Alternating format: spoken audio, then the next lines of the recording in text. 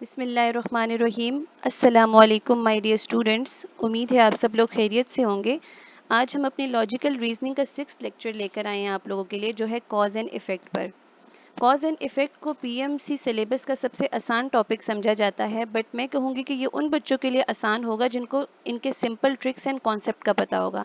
जिन बच्चों को इनके बारे में इल्म नहीं होगी या उन्होंने थोड़ी सी भी प्रैक्टिस नहीं की होगी, तो उनके लिए ये पोर्शन मुश्किल बन जाएगा। हम देखते हैं कि कॉज एंड इफ़ेक्ट जो है वो क्या है। सबसे पहले आपको कॉज एंड इफ़ेक्ट में ये पता होना चाहिए कि कॉज का मतलब होता है रीज़न या वजह, और इफ़ेक्ट का मतलब होता है आउटकम या रिजल्ट या कॉन्सिक्वेंस। ठीक है।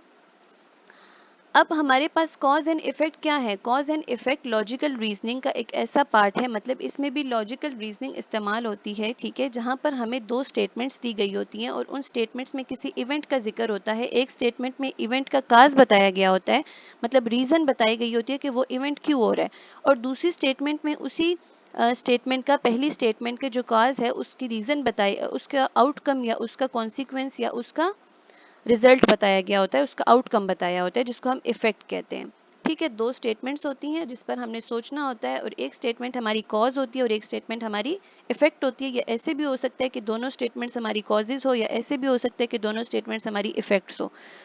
अब हम आगे देखेंगे कि ये जो आपको क्वेश्चंस दिए जाएंगे वो किस तरह के सवालात होंगे, और इनको ऑप्शंस जो हैं वो ज़्यादातर ट्रिकी हैं, और उन ऑप्शंस को आपको कैसे टैकल करना है और उन ऑप्शंस को आपको अंडरस्टैंड कैसे करना है, ये चीज़ इंपॉर्टेंट है और समझने वाली है कॉज एंड इफ़ेक्ट के टॉपिक में। बच्चों, आप लोगों ने बहुत ध्यान से अभी ऑप्शंस को जब हम एक्सप्लेन करेंगे सुनना है, क्योंकि ऑप्शंस को अंडरस्टैंड करना बहुत ज़्यादा ज़रूरी है। जब एक दफ़ा आपको तमाम ऑप्शंस की समझ अच्छे से आ जाएगी तो फिर आप लोगों के लिए ये बात आसान हो जाएगी कि आपका स्टेटमेंट किस ऑप्शन पर पूरा उतर रहा है। जो कॉज एंड इफ़ेक्ट है क्वेश्चंस, उसमें आपको दो तरह की स्टेटमेंट्स दी जाती हैं। एक स्टेटमेंट हो सकता है कि कॉज हो और दूसरी स्टेटमेंट उसका इफ़ेक्ट हो, या ऐसे भी हो सकता है कि दोनों स्टेटमेंट्स किसी इंडिपेंडेंट कॉजेज हो, कोई इंडिपेंडेंट कॉजेज हो, या ऐसे भी हो सकता है कि दोनों स्टेटमेंट्स दो इंडिपेंडेंट इफ़ेक्ट्स हो। ठीक है। इफ़ेक्ट्स हो किसी इंडिपेंडेंट कॉजेज की या इफ़ेक्ट्स हो किसी कॉमन कॉज की। अब हमें किस तरह के ऑप्शंस दिए जाते हैं, वो ऑप्शंस कुछ ऐसे होते हैं कि ऑप्शन ए होता है कि if statement 1 is the cause and statement 2 is its effect. Option B होता है कि if statement 2 is the cause and statement 1 is its effect. Option C होता है if both the statements 1 and 2 are independent causes. Option D होता है if both the statements 1 and 2 are effects of independent causes. और option E होता है if both the statements 1 and 2 are effects of some common causes. अब इन 5 options को समझना बहुत ज़्यादा ज़रूरी है, तो मैं आप लोगों को एक एक एग्जांपल देती हूँ जिससे आपको हर एक स्टेटमेंट की समझ आ जाएगी। पहली स्टेटमेंट को अगर देखें कि स्टेटमेंट 1 काज है और स्टेटमेंट 2 इफेक्ट है, तो फॉर एग्जांपल मैं कहती हूँ कि मुझे बहुत ज़्यादा भूख लगी हुई थी। स्टेटमेंट 2, मैंने अपने पास 2 लंच बॉक्स रखे थे। अब आप देख सकते हैं कि भूख लगने की वजह से मैंने अपने पास 2 टिफिन या 2 लंच बॉक्स रखे थे। तो ये पहली मेरी स्टेटमेंट कॉज थी, वजह थी। दूसरी स्टेटमेंट उसका इफेक्ट या आउटकम था 2 लंच बॉक्स रखने का।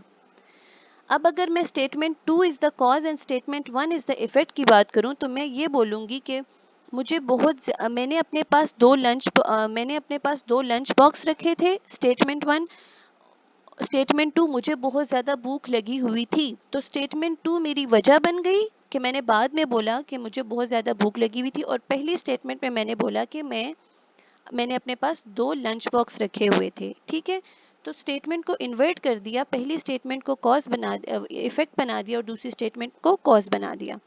अब अगर ऑप्शन सी को देखें, तो if both the statements 1 and 2 are independent causes, मतलब एक स्टेटमेंट और दूसरी स्टेटमेंट ऐसी कॉजेज होंगी जिनका आपस में कोई ताल्लुक नहीं होगा, ऐसी वजूहात होंगी जो एक दूसरे से मुख्तलिफ होंगी।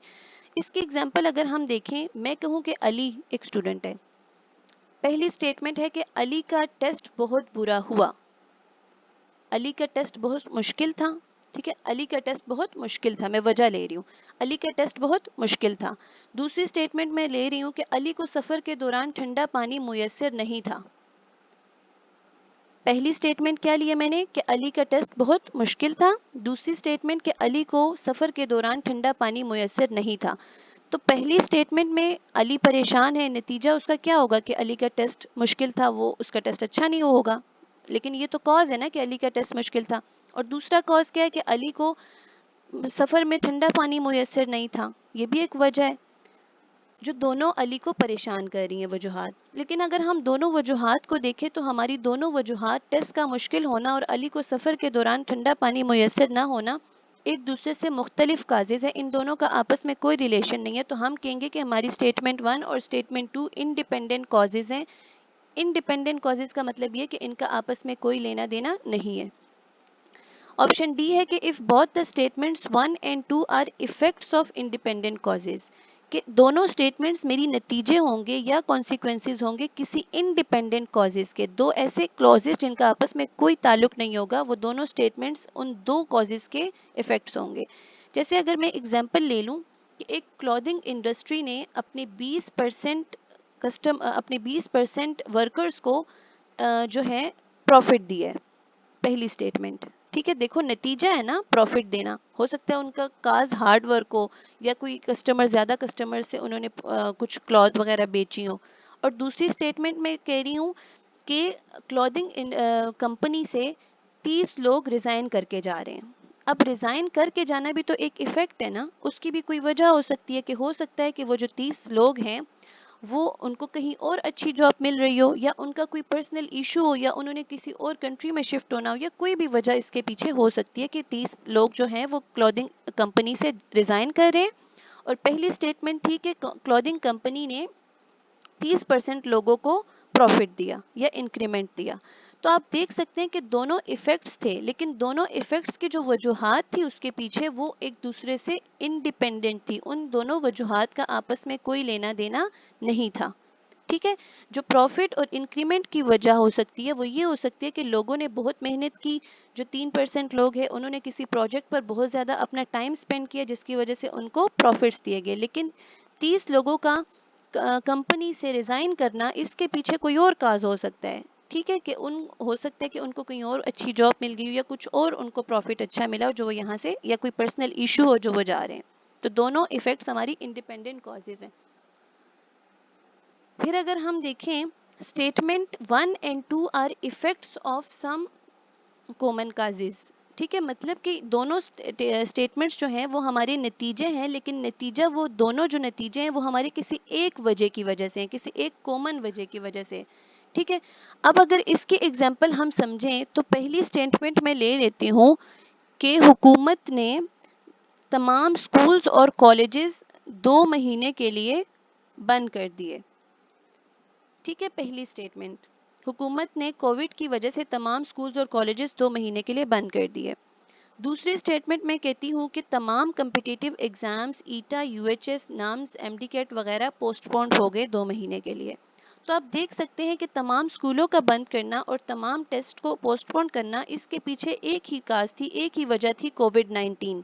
तो इस वजह से ये वाली ऑप्शन हम इस तरह के केसेस के लिए लेंगे। अब उम्मीद करती हूँ कि आप लोगों को ये सारी ऑप्शंस अच्छे से समझ आ गए होंगे, जो कि ट्रिकी पार्ट था थोड़ा। और अल्लाह के फजलो करम से इंशाल्लाह ताला अब आप लोगों का एमसीक्यूज ऑप्शंस की वजह से गलत नहीं होगा, कि ऑप्शंस की मिसअंडरस्टैंडिंग की वजह से।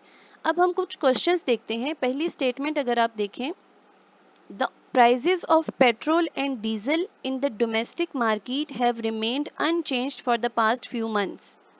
दूसरी स्टेटमेंट है, the crude oil prices in the international market have gone up substantially in the last few months. पहली स्टेटमेंट कह रही है कि पेट्रोल और डीजल की जो कीमतें हैं डोमेस्टिक मार्केट में वो पिछले कई महीनों से सेम है, चेंज नहीं हो रही। और स्टेटमेंट 2 है कि क्रूड ऑयल की प्राइजेज जो इंटरनेशनल मार्केट में है वो बढ़ती जा रही हैं। ठीक है, अब ये दोनों हमारी इफ़ेक्ट्स हैं। अगर हम गौर से देखें तो ये दोनों हमारी इफ़ेक्ट्स हैं कि चेंज ना होना प्राइजेस का और प्राइजेस का बढ़ते जाना, ये इफ़ेक्ट है जिसके पीछे कोई वजूहात है। अब इसका चेंज ना होना हो सकता है कि वो जो दो चीज़ें हैं उनका कोई और सब्सटीट्यूट पीछे यूज़ हो रहा हो, जो वजह होगी इसके प्राइजेस के ना चेंज होने की। और यहाँ पर हो सकता है कि वो बहुत ज़्यादा यूज़ हो रहा हो जिसकी वजह से प्राइजेस बढ़ानी पड़ गई है। ठीक है, और प्रॉफिट ज़्यादा हो रहा है।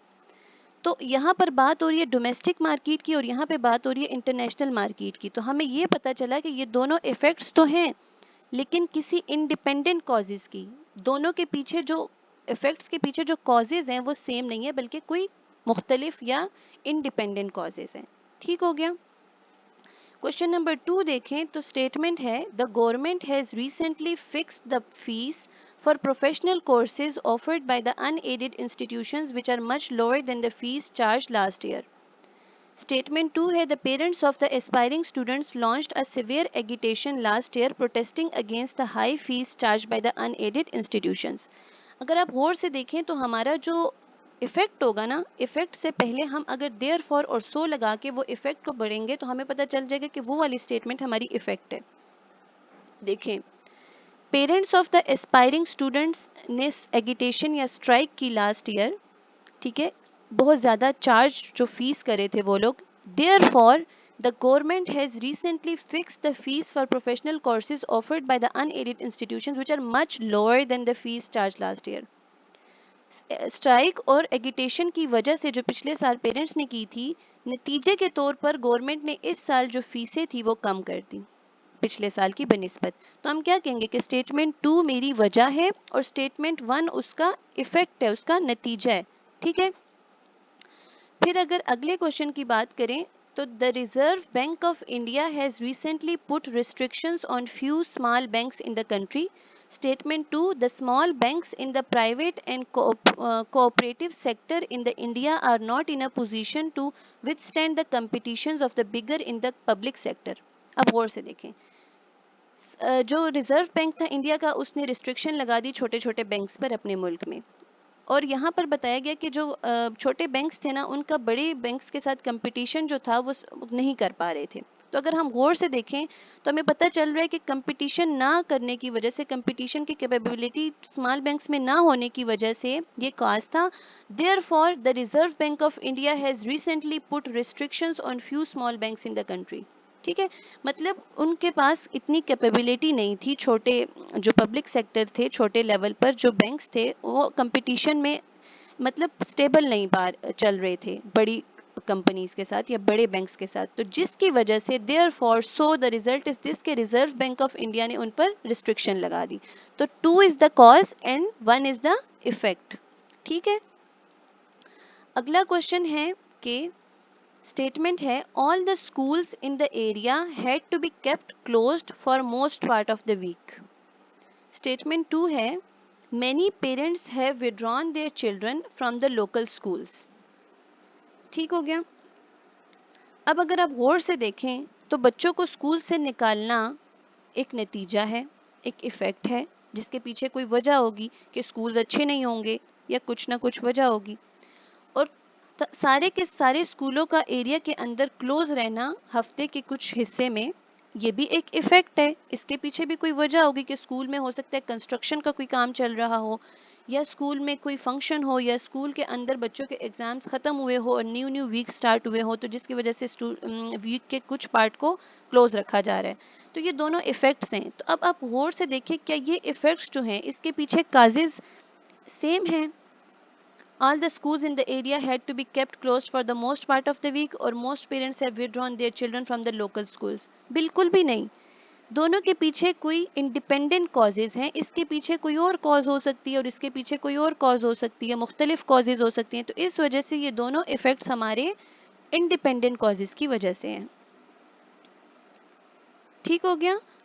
अब अगर हम अगला क्वेश्चन देखें जिसकी स्टेटमेंट कुछ ऐसी है, इंडिया, स्टेटमेंट 1 है India has surpassed the value of tea exports this year over all the earlier years due to an increase in demand for quality tea in the European market. Statement 2 there is an increase in demand of coffee in the domestic market during the last 2 years. अब आपको कहा जा रहा है कि India की जो इस दफ़ा मतलब टी एक्सपोर्ट्स है वो इस हद तक बढ़ गई है पिछले तमाम सालों से। क्यों? क्योंकि जो यूरोपियन मार्केट है उसके अंदर डिमांड ऑफ क्वालिटी टी बढ़ चुकी है। तो ये एक वजह है। इसका नतीजा क्या हो सकता है कि इंडिया अगर इतना ज़्यादा एक्सपोर्ट करिए तो उनको बहुत ज़्यादा इकोनॉमी में फ़ायदा होगा, लेकिन ये एक वजह है कि ज़्यादा डिमांड होने की वजह से इंडिया जो है वो ज़्यादा टी एक्सपोर्ट कर रही है। ये एक वजह है, स्टेटमेंट 1। आगे there is an increase in demand of coffee in the domestic market during the last 2 years. यानी डिमांड जो कॉफ़ी का है डोमेस्टिक मार्केट के अंदर पिछले 2 सालों से वो बढ़ता जा रहा है। अब अगर आप गौर से देखें तो ये भी एक काज है और ये भी एक काज है। इसका नतीजा जो होगा वो ये होगा कि इंडिया की इकोनॉमी बेहतर हो जाएगी। इसका नतीजा क्या होगा कि जो टी है, जो टी वर्कर्स हैं या जो टी वाले हैं डोमेस्टिक मार्केट के अंदर, उनका लॉस हो रहा होगा और कॉफ़ी वालों को डोमेस्टिक मार्केट में फ़ायदा हो रहा होगा। तो डोमेस्टिक मार्केट और इंडिया ये दोनों आपस में इंडिपेंडेंट हैं, इनका आपस में कोई लेना देना नहीं है। ठीक है, तो हम ये कह सकते हैं कि ये जो दोनों हमारी कॉजेज़ हैं ये किसी इंडिपेंडेंट कॉजेज़ हैं, इनका आपस में कोई लेना देना नहीं है। वहाँ पर टी एक्सपोर्ट ज़्यादा हो रही है, इंडिया ज़्यादा एक्सपोर्ट कर रही है क्योंकि क्वालिटी ऑफ टी जो यूरोपियन मार्केट में वो ज़्यादा मांगी जा रही है। जबकि यहाँ पर जो पिछले कई सालों से डोमेस्टिक मार्केट के अंदर जो इंक्रीज ऑफ डिमांड है कॉफ़ी वो ज़्यादा हो गया कहीं ड्यूरिंग द लास्ट 2 ईयर्स, यानी पिछले 2 सालों में। तो ये एक डिफरेंट काज है और ये एक डिफरेंट काज है, तो इस वजह से हम कहेंगे कि ये हमारी दोनों स्टेटमेंट्स एक इंडिपेंडेंट कॉजेज है। तो प्यारे बच्चों, ये थी हमारी आज की वीडियो कॉज एंड इफेक्ट की, जिसके अंदर हम लोगों ने सबसे पहले देखा कि कॉज एंड इफेक्ट का मतलब क्या होता है। ठीक है, फिर हम लोगों ने ये जाना कि cause and effect logical reasoning में क्या है और इसके अंदर हमसे क्या पूछा जाता है और क्या गिवन होता है।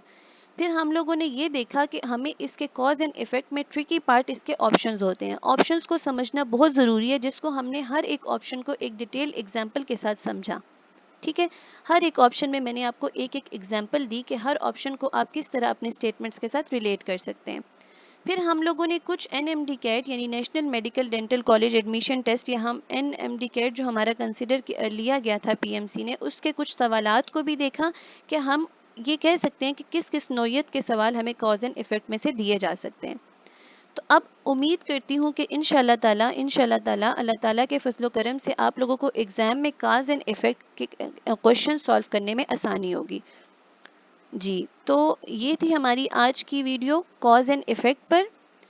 उम्मीद है आप लोगों को अच्छी लगी होगी। ज़रूर अपनी राय हमें कमेंट बॉक्स में बताइएगा, और अगर किसी तरह का भी सवाल हो तो वो भी आप कमेंट बॉक्स में पूछ लीजिएगा।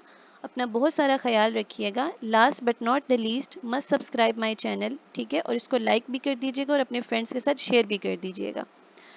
और यहाँ पर मैंने मस्ट के स्पेलिंग गलत लिख दी हैं तो प्लीज़ इसको इग्नोर कर दीजिएगा। Thank you so much for watching. अल्लाह हाफिज़।